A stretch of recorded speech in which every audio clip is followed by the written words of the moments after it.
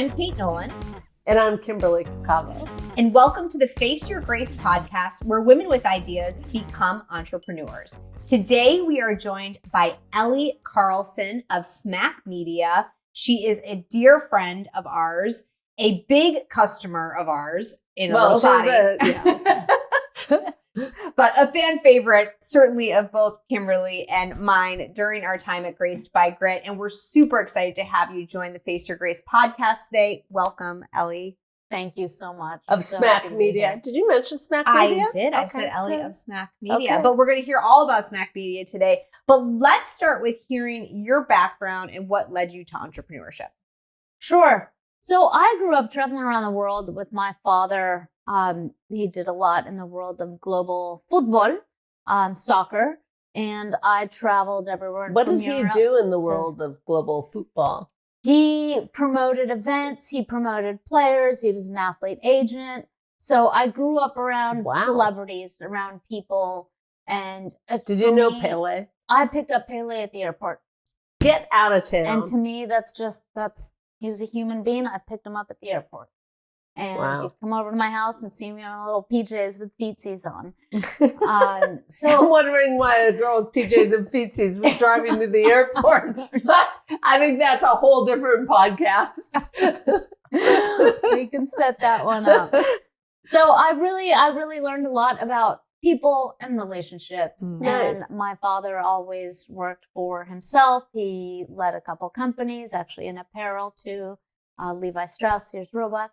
And worked in the world of sports marketing for several great people and companies like IMG, big ones, Reebok, and then small, more entrepreneurial. And I always wanted to run my own business. It was just when. And it happened to be that after my first son was born and the company I was working for at the time, we had been acquired. When it's not your baby anymore, it just wasn't as fun. And was that the footwear company? It was triathlon company, Suit Sports. That's right. Okay. So it was really fun to be a part of the team that grew a company from Didn't you 1 make million. me wear that when you trained me for triathlon? I did. Okay. I made you. I forced That's how you I got into triathlon. Yeah. We grew a company from 1 Great. million to 12 and a half, and we sold it, and it was great. But it just, it wasn't ours anymore. So the company you started was an offshoot of what you did? It was in the sense that I started it to be more, I loved marketing, and I loved kind of doing CMO work. Mm-hmm. I happened to be What's a CMO? Chief Marketing Officer, maybe? the chief marketing. Okay. So how it all runs together, but clearly it needs to tie into sales. Right. Yeah. And I loved what I ended up trademarking as public relationship side of it. All of a sudden, this little chintzy triathlon brand that no one knew about was on the cover of multiple magazines, Runner's World like 5 times when runners didn't know about triathlon. Shape, I had the editor-in-chief of Self being like, get my husband a wetsuit, get one for me.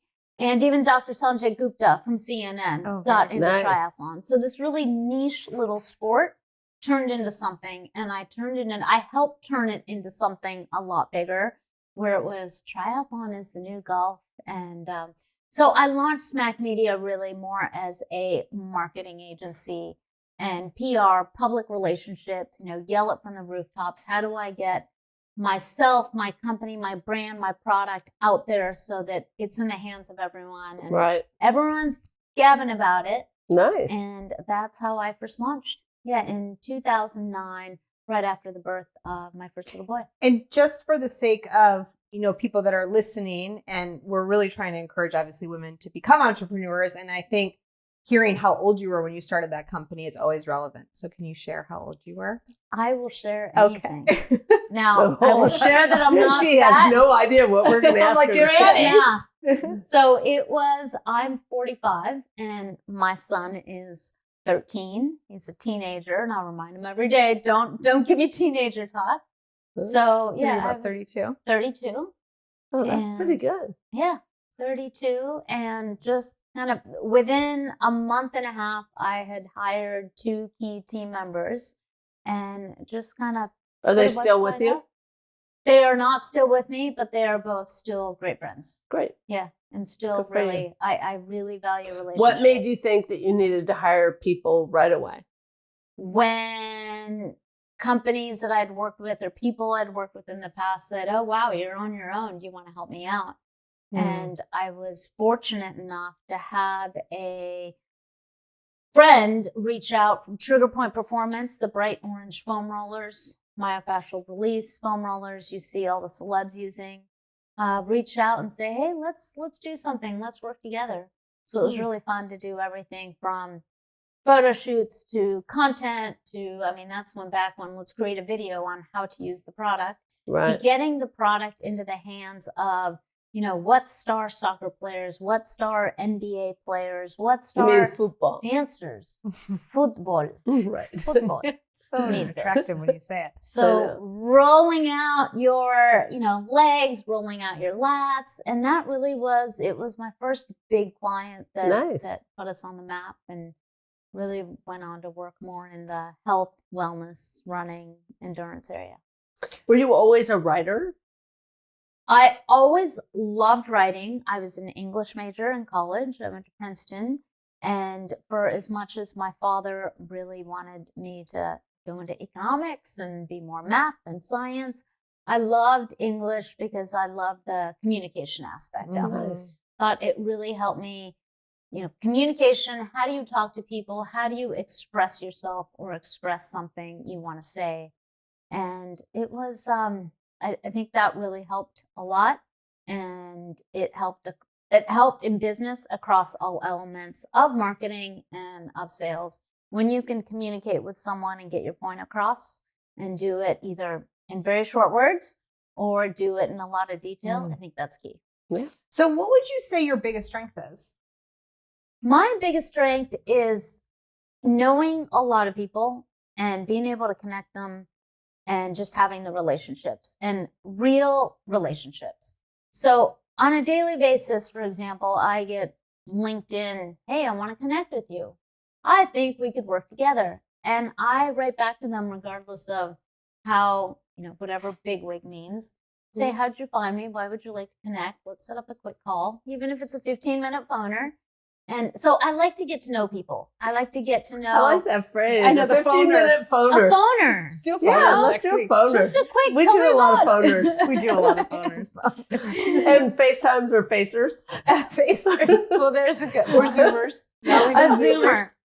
And it doesn't need to be 30 minutes. No, just a it quick doesn't. one. Yeah. What fires you up? What are you passionate about? Whether it's their dogs, their family, their running, their yoga, traveling, and getting to know people. Nice. So I think my strength is really, I love connecting people. I love real relationships. Well, we benefited from that. I mean, you really did a nice job with hooking us up when we were at Grace by Grit with people and with companies, and we're forever grateful. It was terrific. It was I know. And they were always it was nice an easy people. sell. I know, but they were always so Grace by great. Grit That every is day. true. That is Yeah. true. We You're loved a it. fantastic Yeah. customer too. So what would you say that, is something you're willing to share now that you maybe about yourself that people don't know that you wouldn't have been confident to share before? I don't have much that I hold back. I've always been very open book.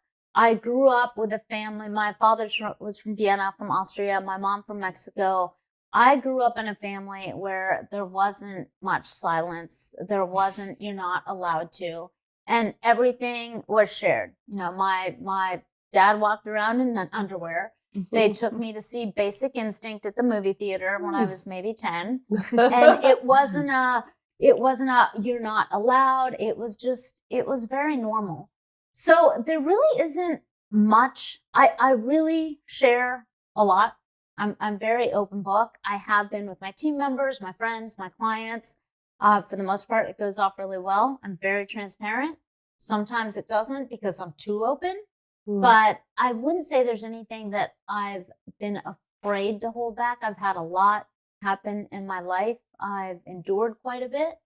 And whether it was the day my brother was killed in a car accident or the day my father died, I was talking to friends and clients about it. Wow. So not really one to hold something back.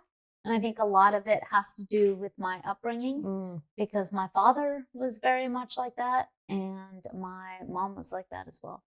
Nice. How lucky that was your upbringing. So often you What a hear great the opposite, right? Sometimes Absolutely. a little too much, but it, Sometimes the overshare is too much. Well, so, and I think that it's interesting. You keep going back to your dad. He obviously inspired you and set the stage for entrepreneurship being an option, right? Like that was just, hey, you could start a business anytime you want. You just have to figure out what it is you want to do. Would you say that, now having started your own business 2009, Smack Media, what would you say now that you wish you knew that you know now? Like, are there things that you're like, gosh, I wish I knew this when I started this business? There's big things, there's big problems, there's little problems. And the big problems, and I always think about a song, it's called Everybody's Free. It's a song that is basically, it's all about wearing sunscreen. And there's a line in it that says, the real things in life, it's going to be a phone call that's going to sideline you at 4 p.m. in the afternoon one day. And it just takes me back to the day I got the phone call about my brother's car accident, which was about 11 years ago. And you think about, I can't go to sleep because I didn't answer that email, or I can't do this because I have to finish this little document. And all that's important. It is all important. I'm 100% about clients and timelines and deadlines, but the real important stuff in life is, it's the big things. Yeah. And you have to remember. And that song, it's a song from 1999, and you listen to it now, and nothing has really changed with the advice that the artist gives. Oh, nice. I'll have to listen to that. But I think, we ask that question often, what is that? What is that thing? And it's interesting because one of the guys that we just had said, don't sweat the small stuff, right? And I think that is in alignment with what you're talking about too. It's so often we get caught up with the small stuff, right? And that's what keeps us awake at night. Although, like many entrepreneurs, when you are that perfectionist, that type A personality, that is why you're able to also be successful, right? So it's about trying to find the balance. Oh, I'm still responding to clients on the weekend. There's boundaries, but luckily I love the people I work with. I love my clients, and I want to get things done. But it's true. The world's not going to blow up because you didn't respond to an email or so. Right. So do you work in a normal office or do you work from home? I do. I have an office. Well, it's a home office. Okay. So when we built our house, we built an office into it. Nice. And we have another workspace in it. So when I have team members, colleagues, clients in there. So I like that. I can just embrace the flexibility. Right. I'm always dressed and ready. I've never been a work in your PJs. I've never been a work from bed girl. Yeah. Yeah. Great. I think it would be hard to then go to bed. At work. Yeah. I just know I need to be showered and You go a lot of different ways with what I just said. Yeah. Anyway, okay, 2 more questions for you. Biggest accomplishment. What is yours? Okay. Biggest accomplishment is, many women say it, but it's being a mother and being a working mother and having 2 unbelievable little boys, ages 13 and 10, that are wonderful. I love them. I don't complain about them. They are just terrific. I can send them text messages from the garage early in the morning and say, I know it's 6:45 a.m. Will you get breakfast ready? I'm going to do one more 20-minute little upper body and get it done. Nice. But I love being a mom, and it's really, you really put it into perspective as to what truly matters. Remember seeing her with her little boys when they would come into the so store? Cute. I know. Just, oh my gosh, as cute I as remember a you kid. used to talk about them at the pool. Yes. Yep. Yeah. They wanted nothing to do with sports bras at the time. Now I'm starting to sense a little more. Yeah, there was a slight difference in the interest there. I see. We sold our sports bras, by the way. That's the reference, just for those that don't know. Okay. Final question. What is your grace? So often we talk about our grit, right? And so Graced by Grit was about sharing those gritty moments and what it was that gave you your strength to find your grace. And so with Face Your Grace, we feel like this is the opportunity for women to become entrepreneurs and to realize that grace that they have. So what is yours? I like to say, and I use this with my colleagues, my team, people that reach out, my kids, my husband, I like to say spreading sunshine.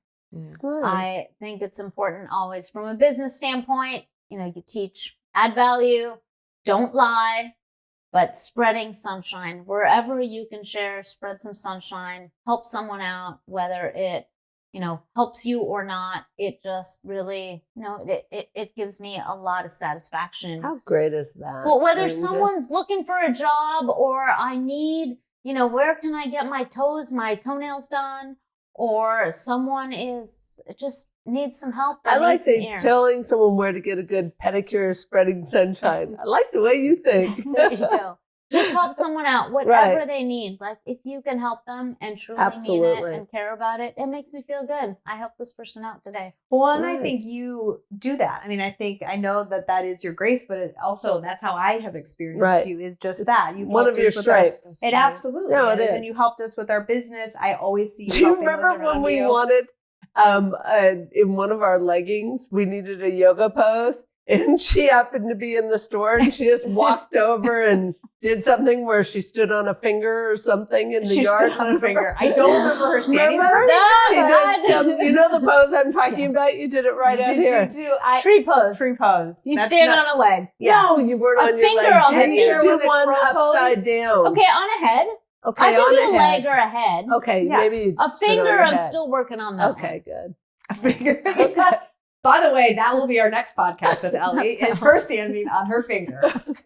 Who knew? Spreading sunshine. But spreading sunshine, no less. Absolutely. Well, Ellie, it's really wonderful that you chose to share your story with us and all of the women that are listening too, that, it's never too late to start something and that, taking that chance often results in finding your passion and that perfect balance. It sounds like you have in being able to be a mom and a great mom and then also having your own business that provides flexibility. And just to add one more thing, I think one of the things that we want to do with Face Your Grace is build this community where women entrepreneurs support other entrepreneurs. And that is one thing we were always so grateful for with you. Absolutely. Right? Yeah, I know you're looking like you might tear up just even thinking about it. But I agree with that. And I think that's the opportunity of obviously this community, but check out Smack Media, right? If you're looking for public relationships, as you call them. But, that's, again, how do we support one another as women? Right. And I think that's another part of this community. And you did that before we even had the funds to be able to pay for public relationships. We even really knew her. Well, we didn't even really know public relationships were, I don't think either. And Ellie was like, here's the thing. You guys actually need this. Right. And this is how you're going to get it out there. And, I like your product. And you're in New York next week. You meet with this person and this person. Yeah, you were fantastic. It was so great. You were fantastic. I think the phone call was more, hi, Ellie, I'm in New York today. Who should I meet with? Probably. That sounds more like us. But nothing like a last minute call. You bring up a point, Kate, where you say, you got to take that risk. And I think for women entrepreneurs or anyone in general, it's all right. Take a chance, take a risk, go for it. Mm-hmm. The worst thing that happens, someone says no, but don't be afraid to give it a try because that's what you both did. That's what I did. And don't put boundaries on your dreams and what you want to do. Yep. And no regrets because you gave it a shot. Yep. Absolutely. Well, thank you, Ellie, for joining us today. Thanks. You're welcome. Thank you for watching. Yep, for watching, for listening. If you have not subscribed, please do visit us on YouTube. Search Do you like when I do this? She loves to do the hearts, but subscribe, follow us at Face Your Grace on Instagram and Facebook. And check out Smack Media where you can find out what Ellie does. But we're so grateful for you. Thank you. Thanks.